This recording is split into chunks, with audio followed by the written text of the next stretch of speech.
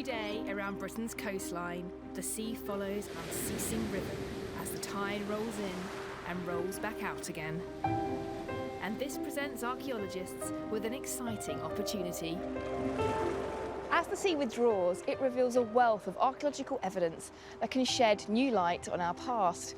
And for just a few hours each day, before the sea returns, those clues can be accessed and explored. But this heritage won't last forever.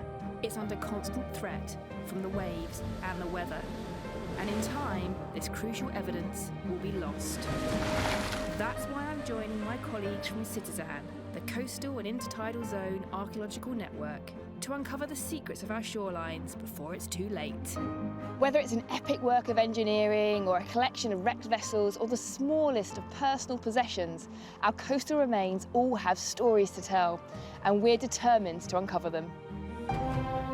This week we're in Scotland, exploring the River Clyde, which at 106 miles long connects Glasgow to the North Atlantic Ocean.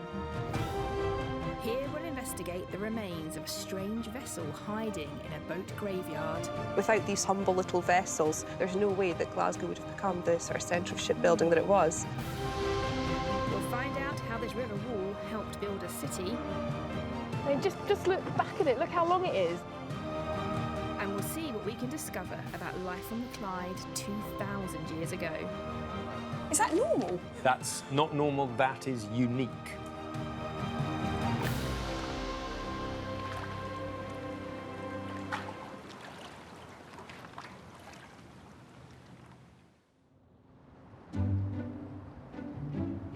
The River Clyde is known throughout the world for shipbuilding.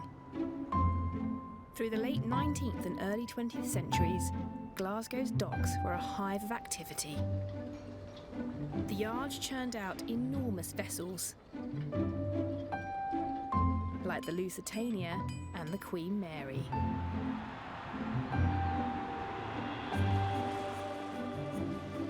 What's less well known is that this was by no means the Clyde's inevitable destiny. 250 years ago, this river was so shallow that it could be crossed on foot.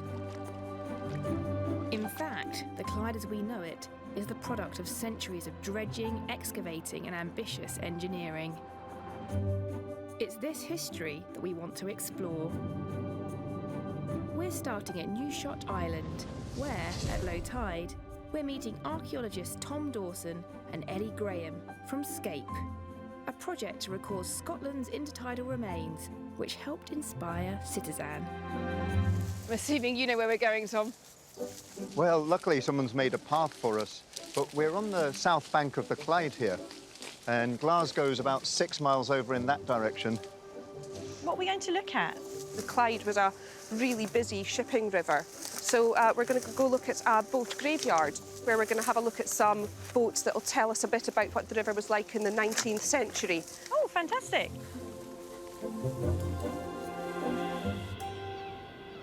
Well, this is definitely a ship's graveyard, but what kind of boats were they? Well, these are mud punts, and the clue's in the name, in that they were used for transporting mud, and they were originally moved around by punting. Why were they moving all this mud around? They worked in partnership with dredgers, and they effectively were acting as just floating platforms to transport the mud away from the operations where they were deepening the river.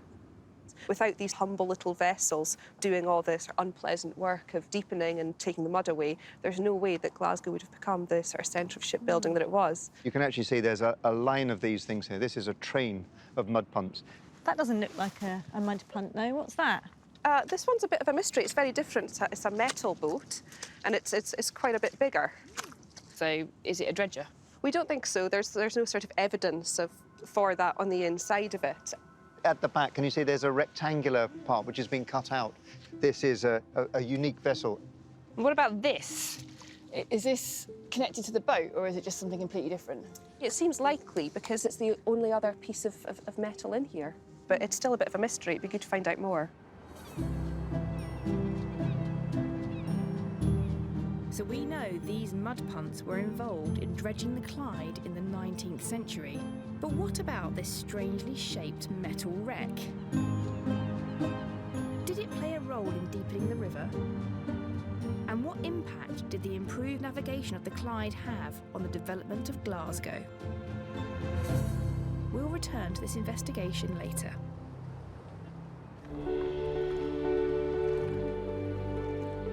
In the meantime, I'm heading west downriver and stepping further back in time.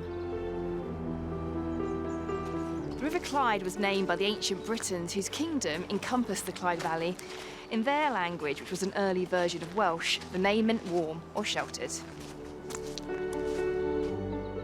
The capital of this kingdom of the Britons was the imposing fortress of Dumbarton Rock. And in the shadow of this ancient stronghold, low tide reveals evidence that takes us even further back, to the late Iron Age.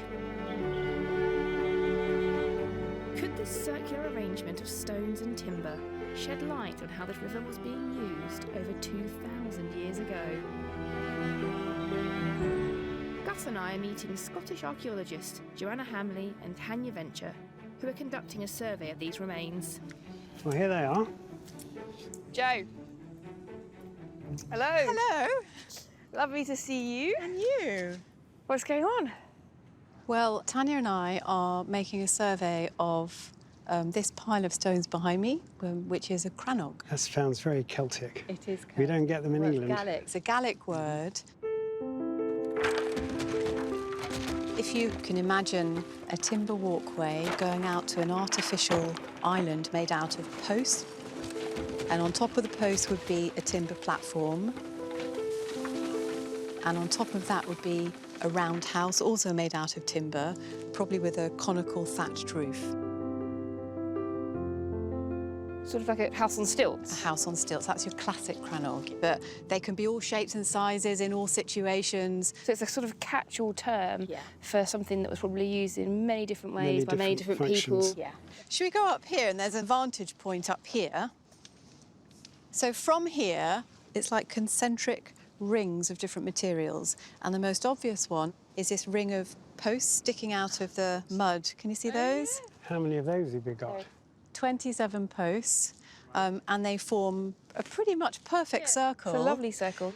And what do we have here? This is very exciting because we are standing on an Iron Age floor. These are oak planks and they're laid horizontally on the ground, and then these uprights would have provided some sort of stability to the structure. We can get radiocarbon dates from wood, and so this crannog is very well dated, and we know that it was constructed between 5 AD and 55 AD. 2,000-year-old floor. Yeah. Is that? It's amazing, isn't it? It is amazing. Yeah. So that continues all the way around. Yes, can you see over there? You can just see a bit that's actually section, dry yes. now. Yeah, there's Yes. another section there. This is low tide now. At high tide, this is all underwater. It is now, but the tidal range would have been quite different in the Iron Age. Does it tell you anything about how it was used? It's quite a tricky one. What we do know is that there's only 9 marine crannogs in this intertidal situation, and there's over 400 freshwater crannogs in Scotland. This is not typical of a crannog location. This crannog is an amazing survival, but its riverside location is highly unusual. Most other crannogs have been found on lakes. So why was this one built here? What was its function? And can it tell us anything about how people used the Clyde in the Iron Age? We'll return later. But first, we want to find out more about the deepening and dredging of the Clyde. The crucial turning point in this river's history was the union of England and Scotland in 1707. This event presented Glasgow with a huge commercial opportunity, the chance to trade with North America. Soon sugar, timber, cotton, and most importantly, tobacco were arriving on the Clyde. But because the river was so shallow, these goods had to be unloaded at Port Glasgow, 18 miles from the city. And as trade grew, Glasgow's tobacco merchants began to demand the deepening of the river so their ships could reach the city. Charlotte is visiting Glasgow University to look at a map that shows just how powerful these tobacco lords were. Who made this map and what's the date on it, first and foremost? John MacArthur. Right. Was a surveyor and he made it in 1778. I think it shows the extent of the city. Some of the street names, Jamaica Street, Virginia Street, kind of reflects in its name the importance of that area. If Virginia covers tobacco and Jamaica covers sugar. Sugar. There's 15 to 20, maybe 25 to 30 families that are running Glasgow industry and business, and together they're taking these incremental decisions about how the city should develop in terms of its trade and commerce and industry, and have major impacts on the development of the river. For example, we have the multi-millionaire tobacco merchants and businessmen, Alexander Spears's house, John Glassford's house, and the McCall mansion there. This is Millionaires' Row, if you like. OK. You can kind of understand what key involvement they would have had in transforming the river, because obviously they would have needed the river to bring these big ships up. You could almost look at this as being something like an artery. It's that major feed of commercial life that comes in and out of the city. They wanted things closer and closer, so they're getting in the architects and the engineers to look at the river. There's a vast amount of material being moved out of the city and a lot of tobacco coming into the city. And of course, they wanted their product to come through the river and then out into the Atlantic as fast as it could. With the rise of the tobacco lords, Glasgow now had a group of people with the money, the power and the motivation to insist on changes to the river. Somehow, the city of Glasgow transformed the Clyde from a river just a few feet deep to one that could carry the largest ships in the world. We want to find out how this was done, so we're heading out by boat to see what low tide reveals of the city's first major attempt to deepen the river. By the 1770s, around 60% of the tobacco coming into Britain was heading for the Clyde. And Glasgow's merchants were demanding a river that could cope with this influx. Their problem was that they were having to load all of their tobacco right down the river at Port Glasgow and then transport it by road up into Glasgow, which meant that the road running along here would have been full of pack mules and horses and wagons, and the road was quite muddy and congested. There was huge pressure to come up with a solution that would allow them to get their boats upriver to Glasgow itself and save the sort of expensive and time-consuming process of unloading so far away from their base. In response to this pressure, the city asked engineer John Goulburn to come up with a plan, and he responded by harnessing the power of the river itself. Goulburn narrowed the river channel by constructing over 100 jetties that projected out from the riverbanks. The idea was that this would speed up the water flow and carry away more silt. And near Dumbarton, where the river split in two, he closed off the south channel and built a huge wall, creating a single, faster-flowing channel that would wear down the riverbed. This is a remarkable piece of 18th century engineering. This is the Dyke. This was built in 1773, and it's trying to force the current down into just one channel to deepen the whole river. And it worked very effectively, so the whole depth of the water dropped from 2 to 3 feet to 5 to 6 feet in the very first year. If you scoot up, you can really see how it works because it's completely silted in on the other side of it there. Yeah. And how did they build the Dyke? They actually used barges to float big chunks of quarried stone out to here, and that was how they actually got the construction materials out here.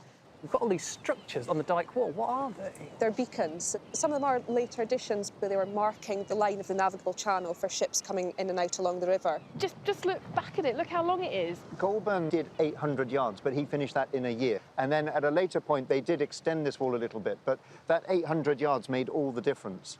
The wall now stretches for about 2.5 kilometres. The construction of the Dyke really meant that Glasgow was connected to the open sea. Once that happens, trade can really flourish, bigger boats can come up, and all sorts of other industries can also develop. Holborn doesn't have a statue, or there's no memorial to him, but there is this. This really is his memorial, and what a testament. Although the Lang Dyke has now been eroded by the tides, it's still a magnificent sight. Its construction marked the start of what became a long battle to maintain a deep water channel all the way to Glasgow. But is there any archaeology in the intertidal zone that shows us what kind of vessels benefited from these radical changes to the Clyde? Earlier in the boat graveyard, we saw a number of mud punts. Not far from them, a group of Scape volunteers are busy recording 4 other boats, which look remarkably alike and which appear to have been abandoned here. These wooden vessels reveal what a huge difference deepening the river made to the kind of boats that could use it. Steve, we've got this wreck site here, and I suppose without a mast or any of the rigging, it's quite hard to tell what type of vessel it is. Yes, but there's enough of it left here to give us a few key features to tell us the nature of the boat and what its function was. What we've got in front of us here is the rudder that's come unshipped from the stern post there. I can see that, yeah.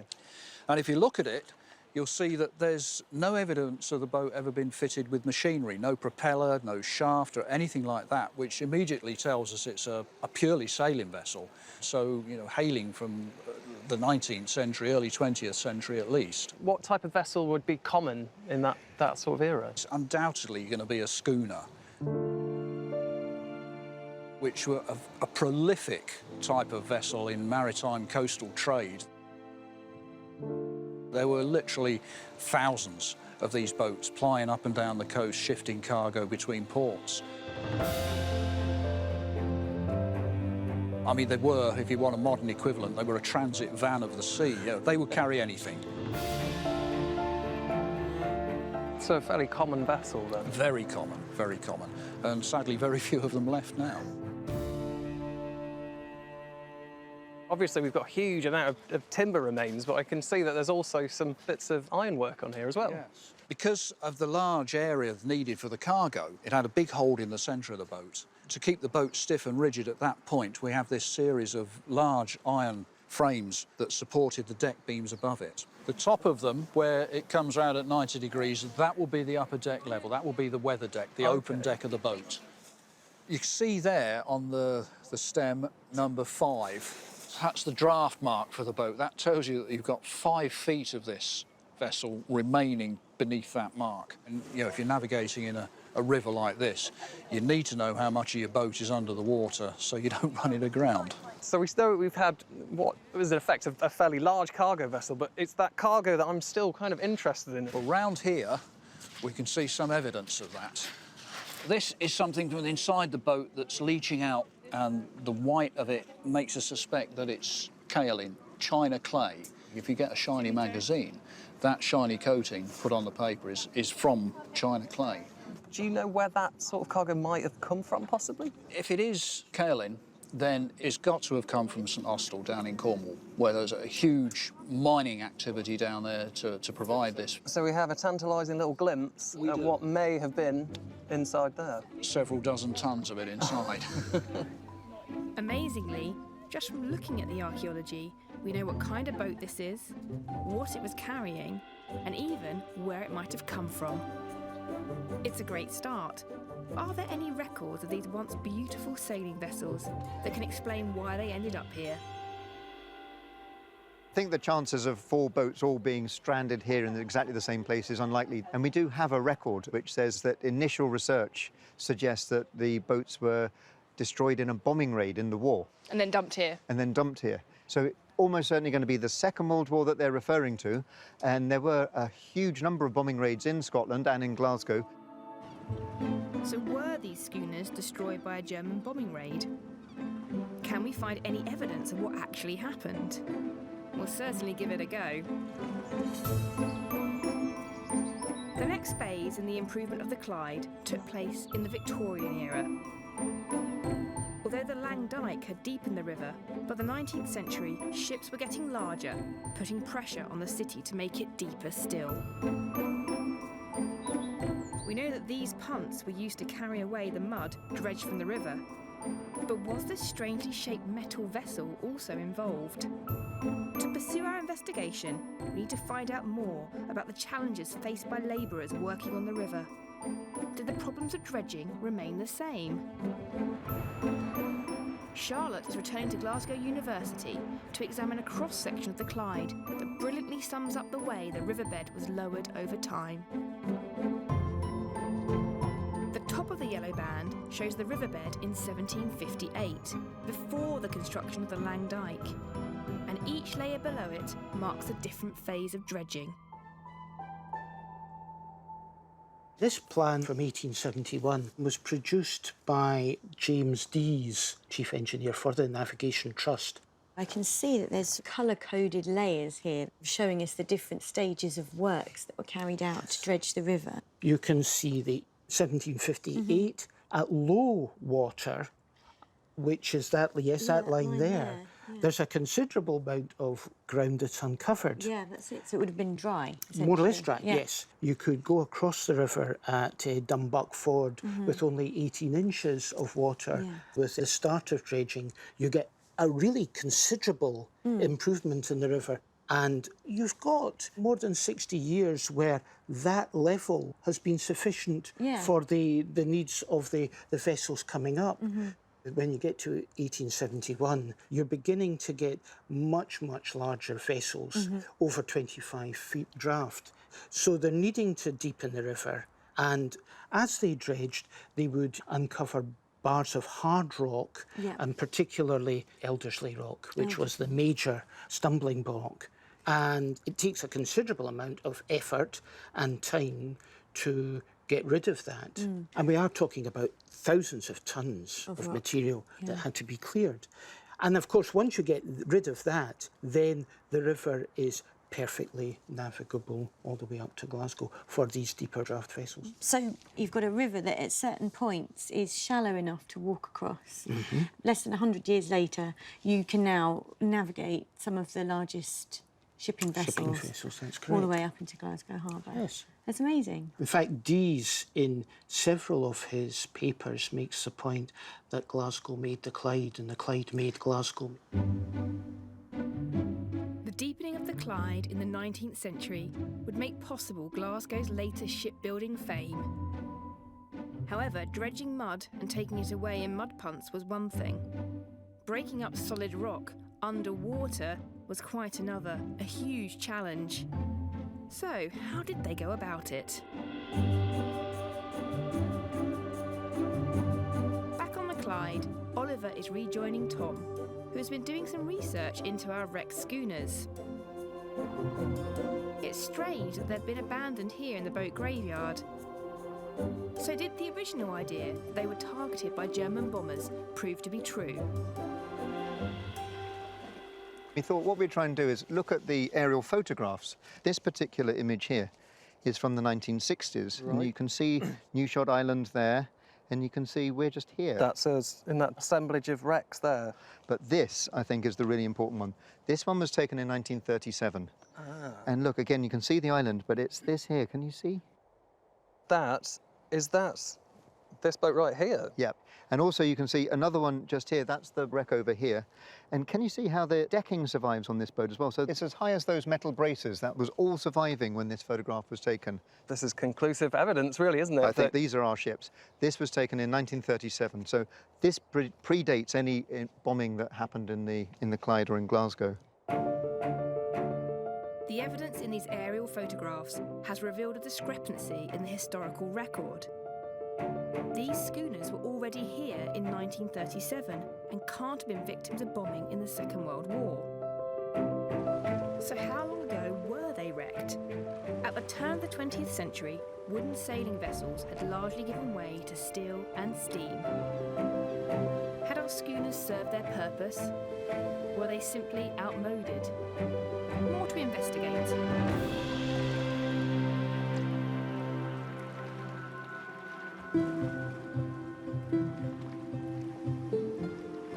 Today, this section of the Clyde is still calm and quiet. There's not a boat in sight.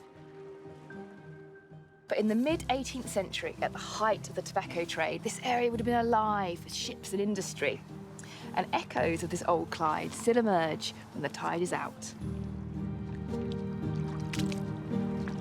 As Glasgow expanded and trade and shipping boomed, the city required large quantities of imported timber.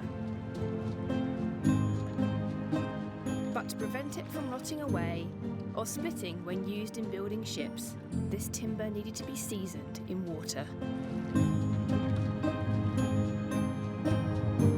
And these squares, formed of upright posts, are a rare survival that can show us how this was done. Almost eerie, but what are they? These are timber ponds. These were effectively large stockyards in which timber was stored. How did that work? Well, large sailing ships would come up the river, bringing tree trunks cut in sections from North America. And then on a rising tide, they'd be floated further upriver for storage in these timber ponds. And the stakes in the water are simply to prevent the logs from floating away on subsequent tides. Each one of these areas would have belonged to a different timber merchant. They stretch about 2 miles downriver towards Port Glasgow. They stretch another 2 miles upriver towards the city. You've got these huge, basic tree trunks coming in that presumably could be turned to all kinds of uses. I mean, what were they? The timber brought here was for simply building of houses, churches, commercial buildings, not to mention ships as well. I mean, what happened? Progress, technology changed. They seem to have ceased to be used around the time of the First World War, and that's a century ago now.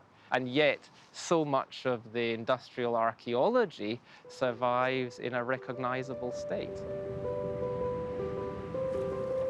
Today, these distinctive remains are a reminder of the industrial activity and international trade that once thrived on this part of the Clyde. But as the returning tide surrounds these posts, I want to return to our investigation of the crannog, to see what it can tell us about life on this river much further back in the late Iron Age.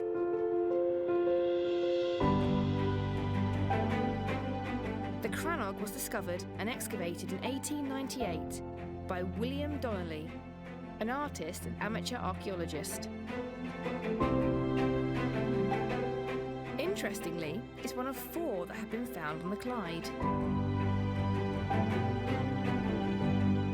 So could any of the material unearthed at these crannogs shed light on how people used these sites and this river 2,000 years ago? Most of the crannog artefacts are now in storage at the National Museum of Scotland in Edinburgh, where I'm meeting curator Fraser Hunter and archaeologist Alex Hale, who has been studying William Donnelly's archive. This is some of the material that Donnelly excavated, dating back to the use of the crannogs in the Iron Age. So that's a sharpening stone, and that's been used for sharpening a knife or something like that. And that's a typical style of tool in the Iron Age. Likewise, this. You see this pebble? You know, you'd be striking a flint across that to get sparks off. So that's something you'd use to make fire in the Iron Age. This is a little brooch. Wow. That is gorgeous. I mean, what's this lovely thing? This is an amazing little thing. This is one of the finds from the other crannog at Langbank. So this is a comb made out of antler. That's or bone, sorry. beautiful. Look at the decoration on that. That's real craft work. If you look at the tips, you see how the tips are worn? That's from pulling it through your hair. That is beautiful. That is gorgeous. Well, the great thing about the archive is that Donnelly produced fantastic illustrative material of the whole of the excavation. Come on, I'm hungry for more finds. So, possibly the most interesting, larger thing is here. This is a 12-metre-long oak log boat made from a single tree, and it's sitting in a built dock built specifically for the logboat. We know that it took at least 15 people to carry the logboat. And at the same time, the Clyde Navigation Trust were surveying the remains of the site, including the dock, and there it is. And it says tiers of boulders on each side, down the sides of the piles, and then on here, you've got the beams, forming a shuttering. So it's a shuttered, wooden-lined dock into which you could take your canoe, park it, if you like, and hop out onto the crannog. That's amazing. Is that normal? No, that's not normal, that is unique. These are amazing discoveries, particularly this logboat. While other Iron Age logboats have been discovered on the Clyde, this stands alone as being the only one found within its own dock, and that dock was directly attached to our crannog. So what was it used for all those years ago? Later, we'll go back and consider its use in more detail. When the logboat was paddling up the Clyde, the river was much shallower. As we've seen, serious deepening of the channel didn't start until the 18th century. Then, the problem was mud. But by the mid-19th century, they were hitting solid rock. To tackle the problem, the city built a dredging fleet that featured barges, dredgers, cranes, and over 350 mud punts. So could this fleet also have included a vessel like the one we found at Newshot? Amazingly, plans for some of these boats still exist in Glasgow's archives. So Charlotte is joining Ellie at the Mitchell Library to take a look. This is Ian. Hi. Hi there. Hi, Ian. Nice to meet you. Ian's one of our volunteers who's done a lot of research into the boat graveyard at Newshot. So, what have you got here then? Show me. Well, we found these plans, and if you notice, the back end has been cut out into roughly a square. Yeah, that looks familiar, Right. doesn't it? Does, yeah. doesn't it? So, what kind of vessel is it that this plan is for? A diving bell barge. Oh, okay. Right. And there'd be a big box would be lowered down, that's the frame there. There'd be a pulley system here, and the box would be lowered into the water with two men inside it. So when it came to big boulders and rocks, they went down and broke up the rocks and boulders. Oh, wow. The diving bell was open at the bottom, and when it entered the water, air would be trapped inside it, allowing men to descend to the riverbed and excavate rock with pickaxes. The air supply was maintained by a pump on the surface. We found this picture in the archives, and this gives a better idea. So you can see actually how the frame's working. Yes, And that's there's the great. box there. Yeah. I'm just wondering, when we were down having a look at the wreck earlier, there was that kind of rectangular metal structure sticking out the side of the boat, wasn't there? Were you thinking that maybe that strange metal box could in fact be our diving bell? I am wondering that, yeah. Being plunged into the river in a sort of iron box, that's dangerous, right? Fairly unpleasant, and I Yeah. think dangerous as well, because Yeah. the other thing we found is some of the newspaper articles of, unfortunately, accidents that happened to how sad, yeah. to the divers going down. So this is a newspaper report from 1854. So here you can see rock blasting accident. Oh, right, okay. A patch of rock that even physically digging out they couldn't make any impact on. So they've diverted to gunpowder. Wow. So unfortunately on this occasion it seems to have gone wrong. But a fearful explosion took place and splinters of the rock were dashed into the bell, injuring severely, if not fatally, both of the workmen. Oh dear, that doesn't sound good at all, does it? This work was highly dangerous, but achieved what dredgers couldn't, clearing away the large boulders and later the debris from blasted rock that had become the main obstruction to progress on the Clyde. Looking at these plans, it seems likely that our wreck is a diving bell barge. But there's one last clue that could help us to nail its identity.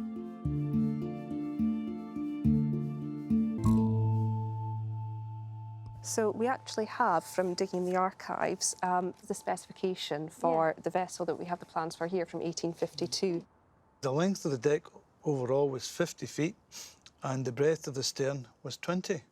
So less than 10 years later, they put out specifications for a second one, and they are slightly different dimensions. So this is 56 foot long, and the breadth on this one is 23 feet. So potentially, if we go down to site and measure the boat we're looking at there, we might be able to tell which one it is. Fantastic, that would be really good.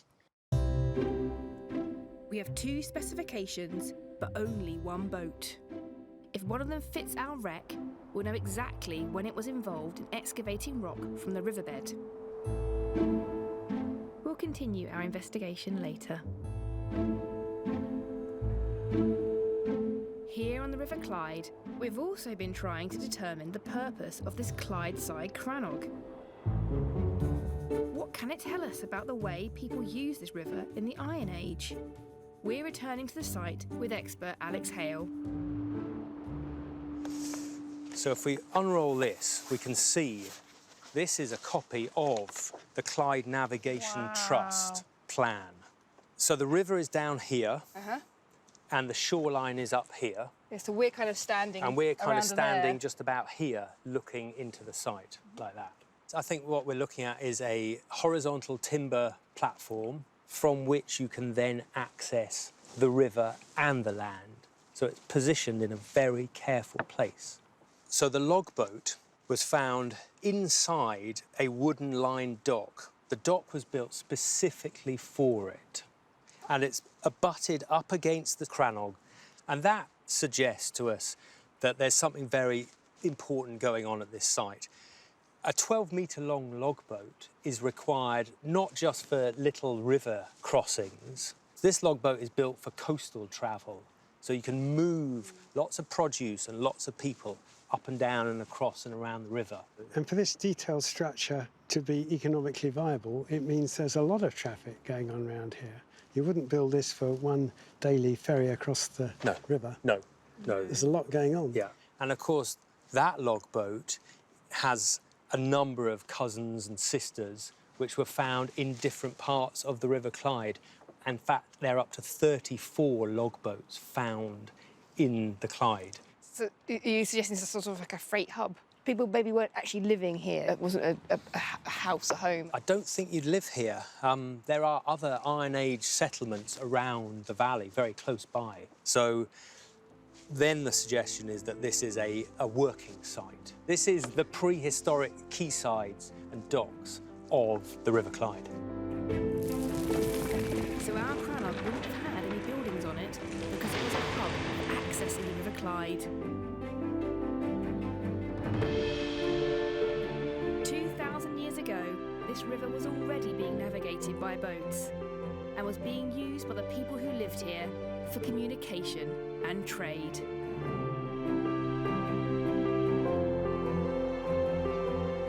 But as well as trying to understand the crannog, we've been investigating a group of wrecked schooners. These stalwarts of the coast once carried all the commerce of Britain.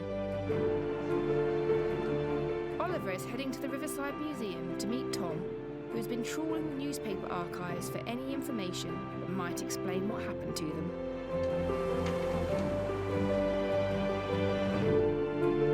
It's not every day that 4 schooners come to grief together, but Tom has found one story that might just fit the bill. Good. Very exciting, actually. What else have you managed to find? Well, it's really exciting, actually. This is the Daily Mirror. June the 19th, 1914. And here we have it. Ships ablaze in Glasgow dock. So how did this fire start in particular? This is the Kingston dock. It appears that in 1914 they were doing some refurbishment work, and they had some wooden piles. And these wooden piles have been treated with creosote in order to make them more durable. They needed to make a hole in them, and so they got these iron rods, heated them up until they were red hot, and then bored the hole through the creosoted wood. That's a pretty good way to start a fire, I think, really. Within a minute, many new piles which had been similarly treated were ablaze. I'm not at all surprised. And within 10 minutes, the whole docks were alight. A cranesman stated that the fire travelled along the South Quay wall like a racehorse. It did. Yeah. So this must have proven some casualties for the boats and the ships that were moored in there. Well, that's the really interesting part, because it actually says that 4 boats were destroyed in that fire. Ah. Tom has also identified the names of the schooners and even where they hailed from. The Navigator from Portsmouth, the Warsash from Dumfries, the JTS from Cumbria, and the Edith from Cornwall. The fire that destroyed them coincided with a turning point in British shipping. The era of the merchant schooners was ending, and in their place came larger vessels of steam and steel, many of which were built on the Clyde. Glasgow's shipbuilding industry and the famous vessels it produced couldn't have happened without the unsung heroes of the Clyde, the workers on the dredgers, mud punts and diving bell barges who laboured constantly to make the river deeper and more navigable. By the late 19th century, continuing to dredge the river was not only important for vessels coming into Glasgow, it was also vital to allow the ever larger ships being built to get out. And the main barrier to progress was rock, particularly a bar of volcanic rock that blocked the river at Elderslie. We now think that this vessel is one of the 2 diving bell barges that helped to clear this obstacle, and that the box beside it could be the diving bell itself. So we've returned to the site to take some measurements. First, does the metal box fit the square cutout at the back of the vessel? You guys go measure that and we'll measure this and see if it corresponds.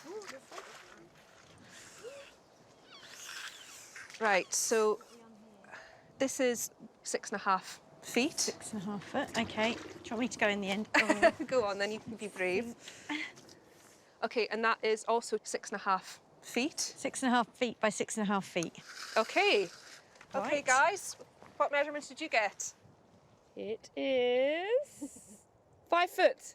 And you got the end there. You found the bottom, yeah? That's us on the bottom. Oh, that's 6 foot. It will fit. It will fit. Because you'd need wiggle room either side, wouldn't you? You wouldn't want it exactly. Oh, definitely. Well, this could be the top. Oh, so right, it could be yes, taller than I'm it with is you. square. Yeah, If we get that. It fits the cutout at the back of the barge. I think we found our diving bell. That's brilliant. But can we confirm whether this vessel is the first or the second of the Clyde's 2 diving bell barges? So we're looking for 20 feet is the earlier one, 23 feet is the later one. It's 20 feet. It's diving bell barge number 1. It's the first one. It's the earliest one. Oh, that's brilliant. Right. Oh, that's amazing news. Okay, so we now know this was built then in 1852. So yeah, this is a really early diving support vessel. It's the earliest one we know of. Isn't that amazing? So this is the Clyde's very first diving bell barge, one of the forgotten engineers of Glasgow's success. In the end, it took the dredging fleet 50 years to clear the Elderslie rock. But in 1907, just after this work was completed, a Glasgow shipyard was able to launch the Lusitania, then the largest ship ever built.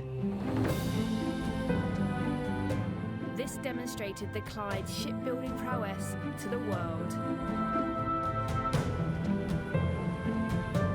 Our investigations have given us a new perspective on the Clyde and on Glasgow. We've discovered how communities here were using this river for trade and communication as far back as the Iron Age. We've learned how the goods it carried made Glasgow's fortune and helped build its modern city. And we've seen how the determination of the people of Glasgow transformed the Clyde into a highway that could carry the world's largest ships. Nowhere is there a better example of a city that made a river, and a river that made a city.